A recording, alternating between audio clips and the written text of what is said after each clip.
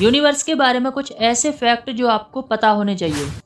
हमारा यूनिवर्स लगभग 13.8 अरब साल पुराना है और इसकी शुरुआत एक भयानक विस्फोट से हुई जिसे हम बिग बैंग कहते हैं। और आज हमारा यूनिवर्स 93 अरब प्रकाश वर्ष में फैला हुआ है जिसे हम ऑब्जर्वेबल यूनिवर्स कहते हैं।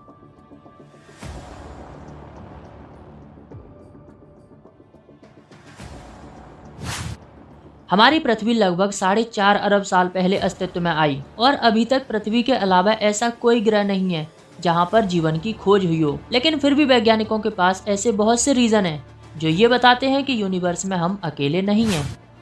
हमारी पृथ्वी जिस आकाश गंगा में मौजूद है उसे मिल्की वे कहते हैं और हमारा सूरज मिल्की वे के सेंटर में मौजूद एक super massive black hole Sagittarius A star के चारों ओर चक्कर लगाता है और मिल्की वे के सेंटर का एक चक्कर सूरज 25 करोड़ साल में पूरा करता है। और आखिरी बार जब सूरज इस स्थिति में था तब इस धरती पर डायनासोर घूम रहे थे और आज हम इंसान हैं।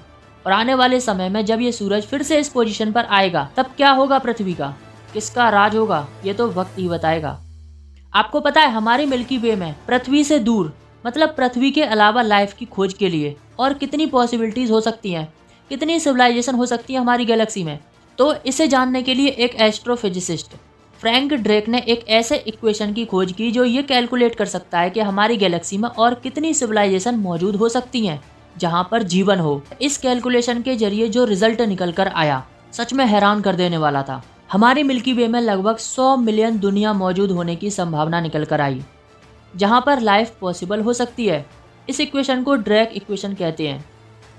आपने देखा होगा कि स्पेस में जाने के लिए एस्ट्रोनॉट्स एक खास तरह का सूट पहनते हैं और ये स्पेस सूट एस्ट्रोनॉट्स को आउटर स्पेस में टेम्परेचर और वैक्यूम से बचाता है। और एक स्पेस सूट की कीमत लगभग 120 लाख डॉलर होती है, यानी 97 करोड़ 17 लाख 15 हजार रुपए।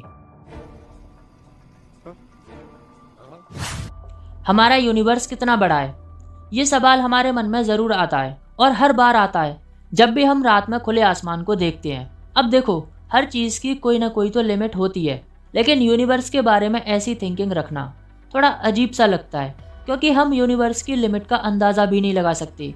लेकिन आज हमने जो यूनिवर्स के बारे में जाना, जो हबल टेलीस्कोप ने हमें दिखाया, ऑब्जर्वेबल यूनिवर्स, वो 93 अरब लाइट ईयर में फैला हुआ है। अभी हमारे यूनिवर्स को देखने की जो लिमिट है वो 93 अरब प्रकाश वर्ष की है, इससे आगे हम नहीं देख सकते। तो क्या ये यूनिवर्स इतना ही बड़ा है? वेल, हम ये नहीं कह सकते, हम ये डिसाइड नहीं कर सकते क्योंकि हमारा यूनिवर्स लगातार एक्सपेंड होता जा रहा है, विस्तार होता जा रहा है। और किसी चीज़ का विस्तार एम्प्टी स्पेस में ही हो सकता है क्योंकि जब भी कोई चीज़ फैलती है तो फैलने के लिए खाली जगह चाहिए।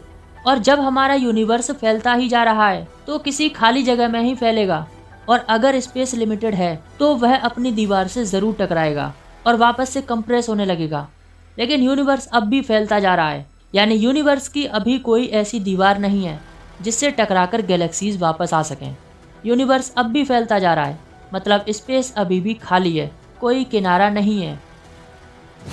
आपको पता है हम स्पेस में रो नहीं सकते और ना ही पसीना आता है, और अगर रोने की कोशिश भी करेंगे तो हमारे आंसू नहीं निकलेंगे क्योंकि स्पेस में जीरो ग्रेविटी के कारण पसीना और आंखों से आंसू बाहर ही नहीं निकलते। आप कितना भी रोने की ट्राई करो लेकिन आंसू बाहर नहीं निकलेंगे। स्पेस में हमें गंध यानी कि स्मेल का भी अनुभव नहीं होता, लेकिन एक स्पेसिफिक रिसर्च ये बताती है कि स्पेस में जो स्मेल का अनुभव होता है, जो स्मेल आती है वो एक गर्म लोहे जैसा यानी कुछ वेल्डिंग जैसी स्मेल आती है स्पेस में। हमारी पृथ्वी का जो एनर्जी सोर्स है वो है सूरज, जो लाइफ के लिए बहुत ज़रूरी है।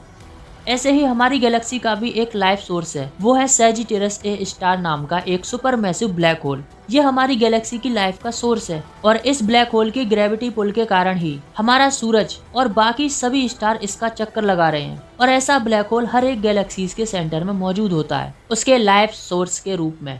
और जब इस ब्लैक होल में हलचल होती है तो पूरी गैलेक्सी इसके ग्रेविटी पुल के कारण इफेक्ट होती है और ये ब्लैक होल पूरी गैलेक्सी को अपने अंदर निगल भी सकता है।